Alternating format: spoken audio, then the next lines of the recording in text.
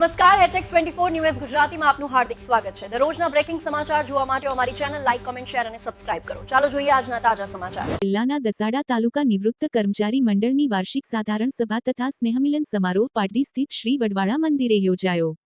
કાર્યક્રમમાં ગુજરાત રાજ્ય નિવૃત્ત કર્મચારી મંડળના પ્રમુખ ચંદુભાઈ જોશી અધ્યક્ષ સ્થાને રહ્યા। સમારોહની શરૂઆત દિવંગત આત્માઓને શ્રદ્ધાંજલિ અર્પણ સાથે થઈ અને 70મી 100 વર્ષના વડીલોનું સન્માન કરવામાં આવ્યું। ઉપસ્થિત મહાનુભાવોના પ્રવચનોમાં નિવૃત્ત કર્મચારીઓના હકહિત અને સરકારની યોજનાઓ અંગે માર્ગદર્શન આપવામાં આવ્યું।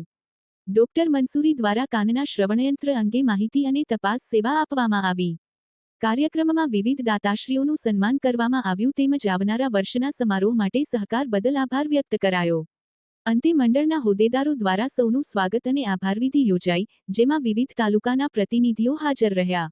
HX24 ન્યૂઝ ગુજરાતી સાથે મિનહાજ મલિક, સુરેન્દ્રનગર।